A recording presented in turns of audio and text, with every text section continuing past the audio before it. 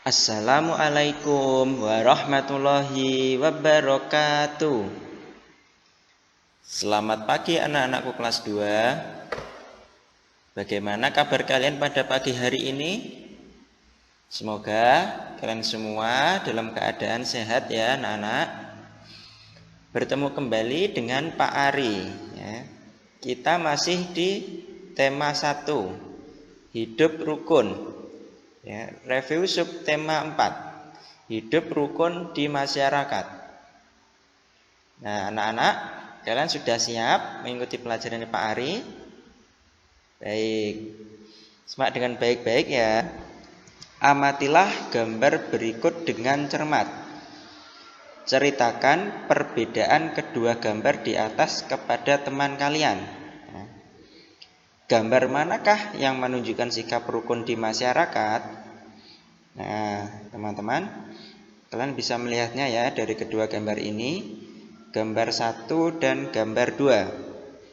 Gambar 1 kalian lihat, lingkungannya sangat kotor ya, tidak ada orang yang peduli untuk membersihkannya ya.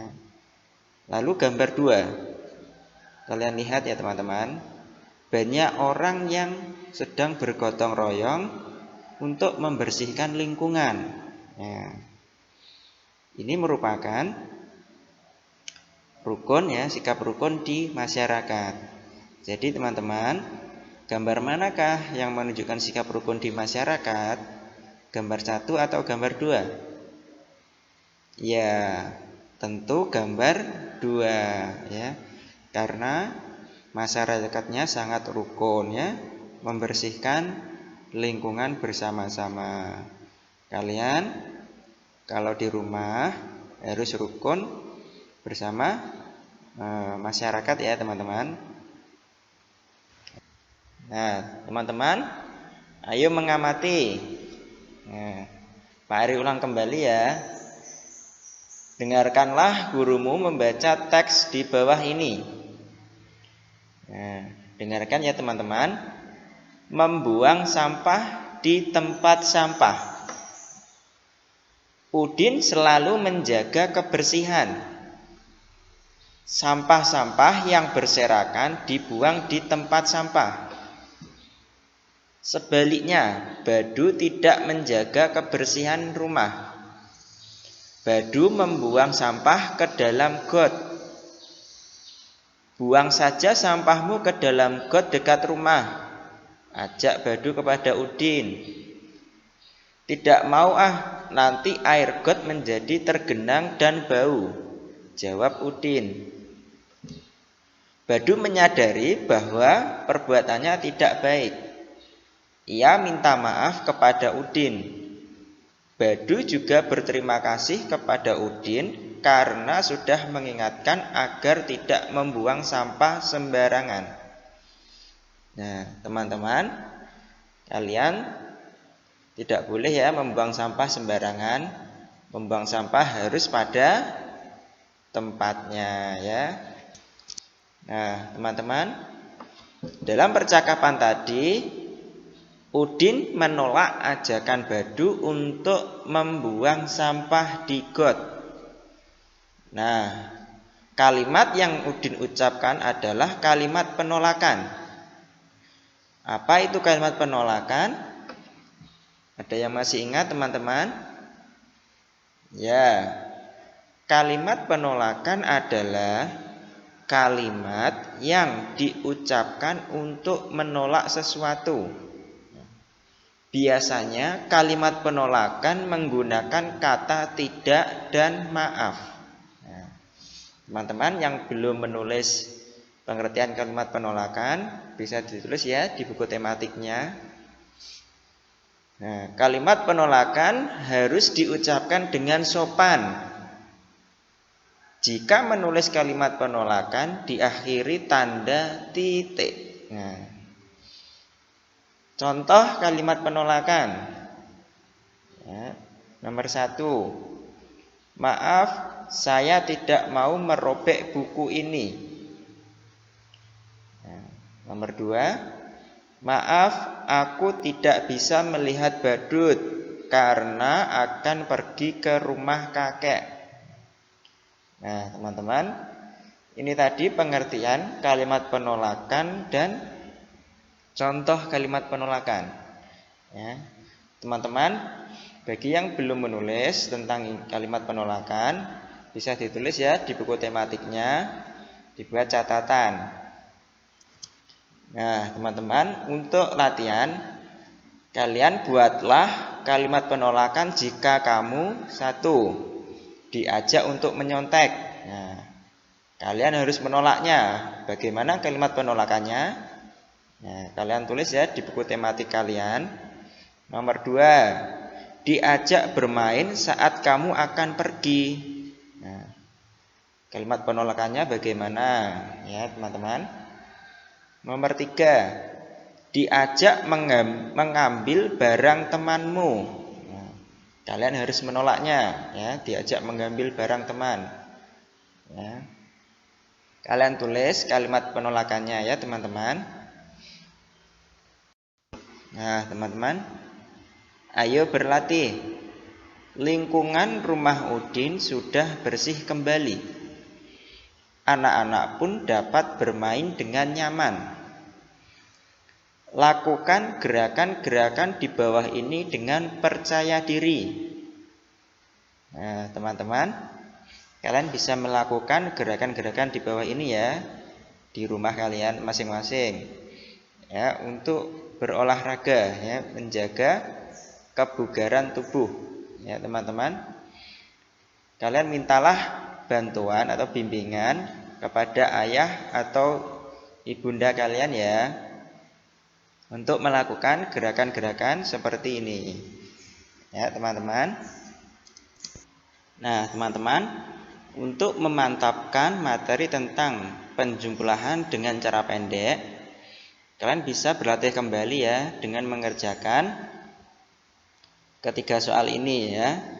Caranya seperti yang kemarin Pak Ari terangkan ya, penjumlahan dengan cara pendek. Ya, jumlahkan yang satuannya dulu ya teman-teman.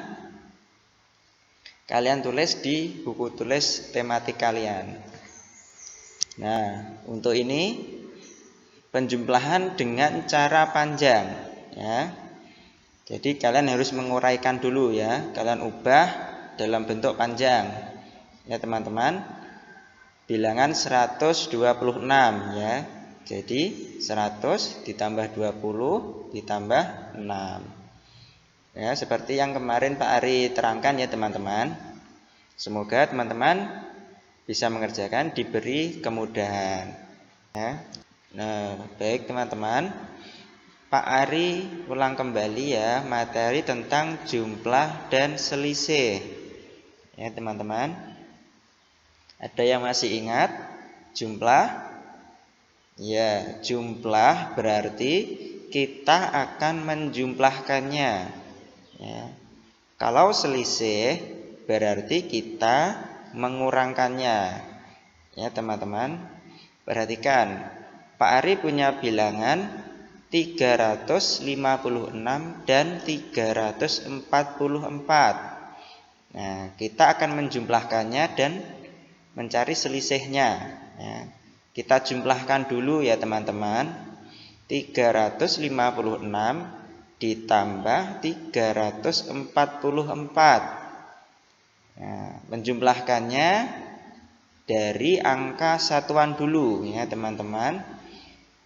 Perhatikan yang jumlah ini ya. 6 ditambah 4 10 ya. Kita tulis 0, menyimpan angka 1 di atas ya. Lalu angka 1 ditambahkan 5. 1 ditambah 5 6. 6 ditambah 4 10 ya. Kita tulis 0 lagi ya. Menyimpan angka 1 di atas. 1 ditambah 3 4. 4 ditambah 3 7 ya. Jadi jumlahnya 700 ya. Sedangkan untuk mencari selisih ya, kita tulis 356 dikurangi 344 ya. Ingat, selisih tadi kita akan mengurangkannya ya. Sama, mengurangkannya dari angka satuan ya. 6 dikurangi 4 2 ya. 5 dikurangi 4 1. 3 dikurangi 3 0. Apakah kita perlu tulis 0? Tidak ya teman-teman, karena tidak ada angka di depannya ya. Jadi selisihnya 12. Mengerti ya teman-teman? Nah, ini Pak Ari punya contoh lagi ya teman-teman. Bilangan 508 dan 192 ya. Kita cari jumlah dan selisihnya ya. Perhatikan yang jumlah dulu ya teman-teman ya. 508 ditambah 192 ya. Caranya sama, kita jumlahkan ya dari angka satuan dulu ya. 8 ditambah 2 10 ya. Tulis 0, menyimpan 1 di atas ya. 1 ditambah 0 1 ya. 1 ditambah 9 10 ya. Kita tulis 0, menyimpan 1 di atas. 1 ditambah 5 6 ditambah 1 7 ya. Jadi hasilnya 700 ya teman-teman. Lalu kita akan mencari selisihnya ya. Selisih tadi kita mengurangkannya. Iya. Ya, jadi 508 dikurangi 192 ya. Jangan lupa mengurangkannya dari angka satuan ya. 8 dikurangi 2 6 ya. 0 dikurangi 9 tidak bisa ya. Pinjam angka depannya ya. Angka 5 pinjam 1 ya. Jadi angka 5 disilang ya, dicoret ya. Pinjam 1 menjadi 10 ya. 10 dikurangi 9 1 ya. Tadi angka 5 sudah dipinjam 1, masih 4 ya. 4 dikurangi 1 3 ya. Jadi selisihnya 316 ya teman-teman. Kalian bisa ya menentukan jumlah dan selisih ya. Kalau jumlah tadi kita menjumlahkannya. Kalau selisih berarti kita mengurangkannya. Iya. Nah, teman-teman, untuk latihan menentukan jumlah dan selisih dua bilangan, kalian bisa mengerjakan ya, atau latihan mengerjakan soal berikut ini 1 sampai 5. Ya. Caranya sama seperti yang Pak Ari terangkan tadi ya. Kalian tulis bentuk susun dulu ya, dijumlahkan dan dikurangkan ya teman-teman. Kalian kerjakan di buku tematik kalian.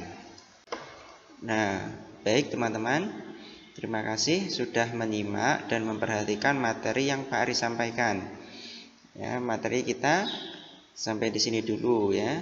Kita bertemu kembali di pekan depan ya. Semoga teman-teman selalu diberi kesehatan dan kesemangatan dalam pembelajaran daring ini ya. Pak Ari akhiri. Wassalamualaikum warahmatullahi wabarakatuh.